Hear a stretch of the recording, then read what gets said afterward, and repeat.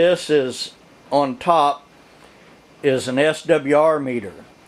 If you're using a CB radio, the antenna needs to be tuned, and the good antennas, at least, they have an adjustment, and you can loosen a little set screw and you can move the antenna even a very small amount, like 1/32 of an inch even, or a 1/16 of an inch, will change the properties of the antenna. And this meter you hook up, you'll see on the right side there, you'll see a coax connector on the side of the radio. Right there. And then on the other side, there's another one.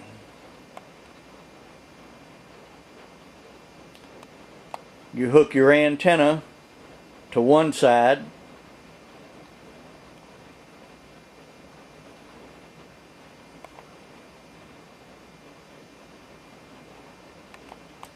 there you go. Hook your antenna to that side and your radio to that side.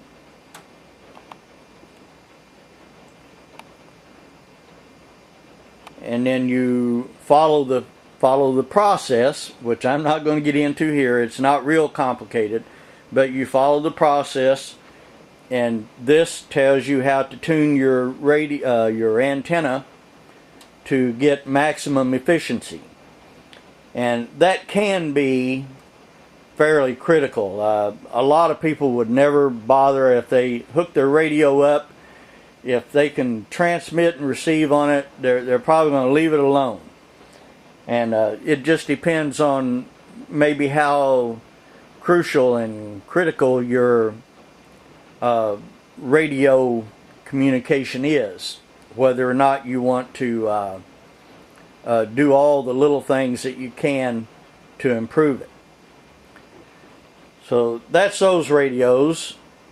I have one more. I'm going to shut this off briefly, and I have another radio to show you. I will say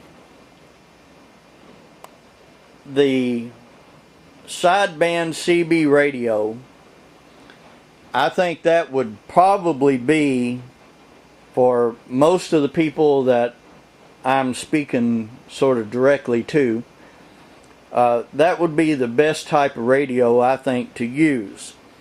Now, as long as you have the long distance and everybody is on the same channel, the problem is you only have 40 channels, and those 40 channels can be easily monitored.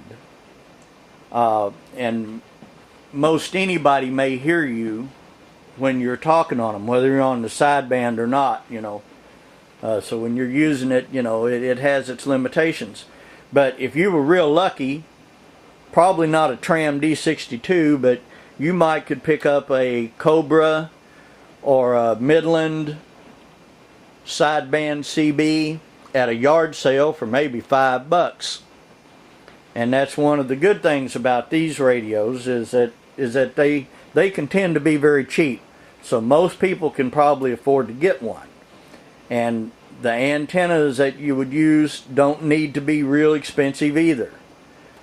And so this is a widely suited radio, again, for the types of communications we're talking about,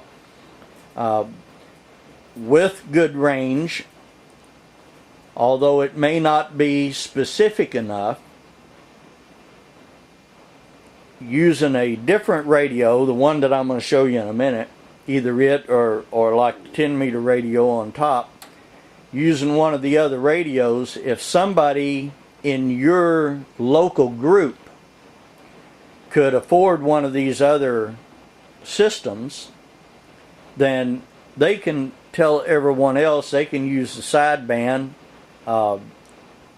and talk to the rest of the local group and let them know, so that everybody doesn't have to buy one of these more expensive outfits like I'm talking about. And You could do that with a regular 40 channel CB. The problem is with just a regular 40 channel CB, and depending on your terrain, you're only going to get 2 to 5 miles of range. So that means if you want to communicate with all the other people in your group, you're all going to have to live within a 5-mile radius or something, and that probably doesn't happen very often.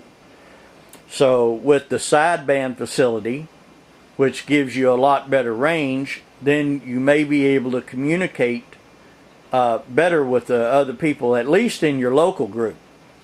So then if you have somebody else in your local area that has one of the other radios, they can receive information, and then they can get on their sideband and disseminate it to the rest of the people in the group.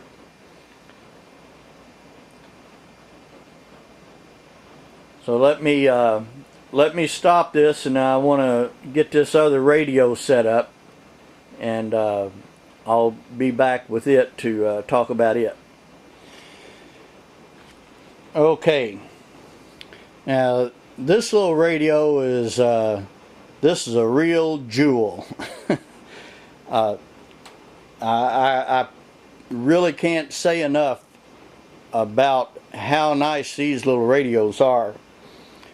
You won't see the radio itself very often, but in the fictional world, if you watch NCIS or The Unit or any of those types of programs, and you see people talking, especially without being able to see a radio, well, this is probably very similar to what they use. And I'll tell you, this is I'll zoom in and you'll see this on it. This is, the brand is a Yaesu, Y-A-E-S-U. The model is a VX7R. And this is a tri-band radio. This scans the UHF and VHF bands, as well as the, what do they call it, the 50 meter. Well, now I can't remember what that band is used for. It's kind of irrelevant in a way, because this radio will only transmit on the UHF and VHF bands, and you'll be able to see them. It's scanning right now on both of those. Let me zoom in just a little bit here. The cord that's moving, which I'll stand in front of the camera in a bit here and let you see this. I have a throat microphone with one of the little clear coiled earpieces. That's what you see moving there. Let me zoom in a little bit to show you.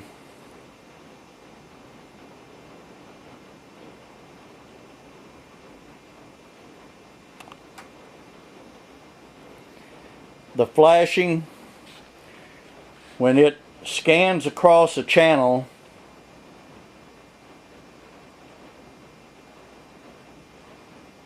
I'm going to have to do something to I think I'm going to have to move the radio a little bit to be able to back off some with the camera. Let me shut the camera off just a minute and get this where you can see it a little better. Okay, now you can see it. What you see there, the upper numbers, the larger numbers, that's the UHF band. The lower numbers are the VHF band. And you can see it's scanning both bands. Now in scan mode, you know, it will scan both, but you can only transmit on whichever band you have on top. And it's easy to switch back and forth. And what I'll tell you about the difference in UHF and VHF bands is that, as I remember, the VHF frequencies have more range. So you can transmit and receive more miles depending on terrain, buildings, etc. You get more range with the VHF, but the UHF works better in buildings. And now I may technically have that. I may have that backwards, and I'm still learning to use these radios myself. So I say I am not a professional communications expert, anything like that.